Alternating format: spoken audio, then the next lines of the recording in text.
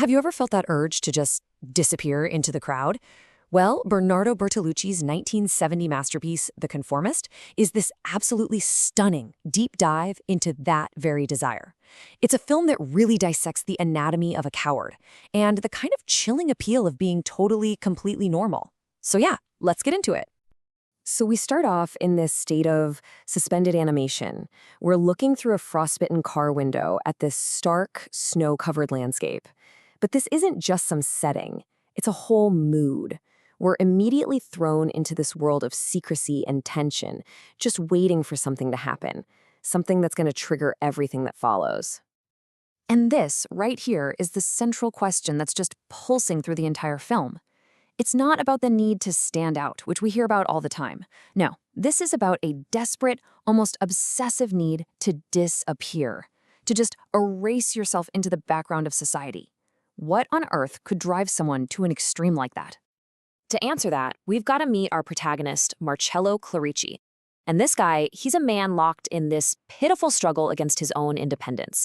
He's a government agent in 1930s fascist Italy. Now, on the surface, the plot feels like a pretty straightforward political thriller, but Bertolucci's using that framework to explore something way more disturbing, the psychology of a man who embraces this horrible ideology, not because he's some fanatical believer, but because he has this desperate desire to just be normal. So where does this desperate need to conform even come from? Well, the film brilliantly starts to peel back the layers of Marcello's past to find the real source of this psychological cage he's in. It all comes down to a single, traumatic event in his childhood. This violent encounter basically installed in him this profound fear of being different, of being seen as abnormal. And because of that, his entire adult life is just a frantic performance, a desperate attempt to be exactly like everyone else. And this slide just captures Marcello's central conflict perfectly. On one side, you have his goal, what you could call banal normality.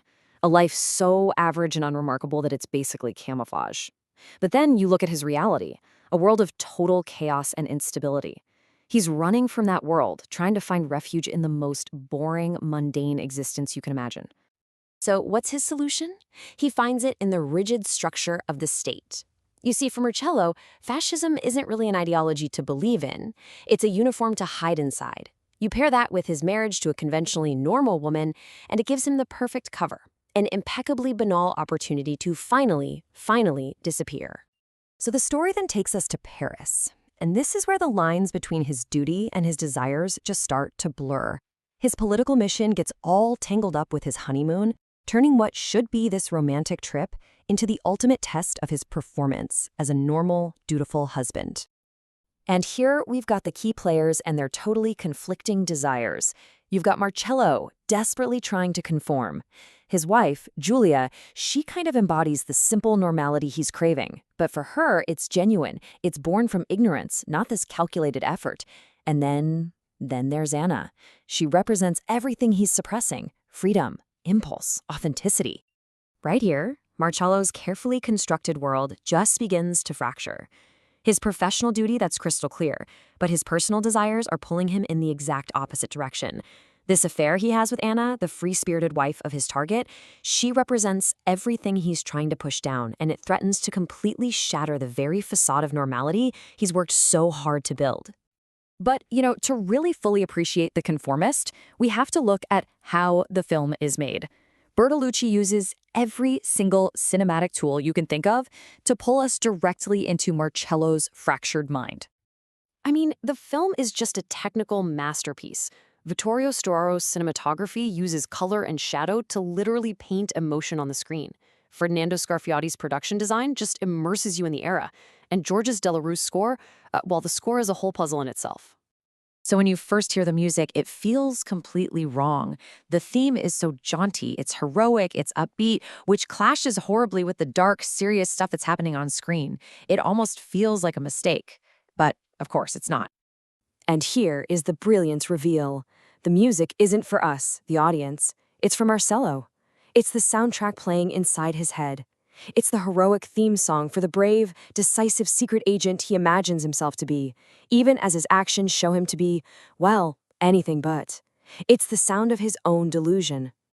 So all of this, the performance, the mission, the delusion, it all comes to a head in the film's brutal, completely unforgettable climax.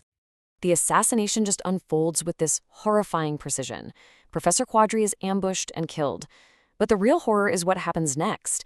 Anna, his wife and Marcello's lover, runs to Marcello's car for safety. She's pleading with him right through the glass. But he just sits there. He does absolutely nothing. He just watches, completely passive, as she's hunted down and murdered. And in that single moment of inaction, his entire identity just collapses. He's not the cold-blooded killer the state wants him to be, and he's not the hero who can save the woman he desires. He is simply a puppet, a hollow man defined only by what he fails to do. His cowardice is laid bare for all of us to see. Now, to truly understand Marcello, the film gives us one final, powerful key, a philosophical allegory that just ties everything together. So earlier in the film, Marcello actually discusses Plato's allegory of the cave with his professor. And the allegory describes these prisoners who are chained in a cave, forced to stare at a wall their entire lives. The question is, what are they watching? What do they think is real? They're not watching reality itself. They're only watching shadows, illusions, that are projected by forces they can't even see. And they mistake these flickering images for the absolute truth. Right before he's killed, the professor uses this exact allegory to confront Marcello. He's essentially screaming at him, "You are one of the prisoners. You're mistaking the shadows of conformity and fascism for what's real." But Marcello, so tragically, is just completely unmoved. And that, right there, is the ultimate tragedy of his character. See, unlike Plato's prisoner who escapes the cave to see the sun, Marcello is the man who is shown the exit and chooses to stay inside. He actually prefers the comfortable, predictable darkness and the safety of the shadows to the terrifying, brilliant light of truth and freedom. And this is where the film turns its gaze right back on us. It forces us to ask ourselves, what comfortable illusions do we accept in our own lives? What truths do we try to avoid just so we can feel normal, just to feel safe? When you think about it, what shadows are we content to watch?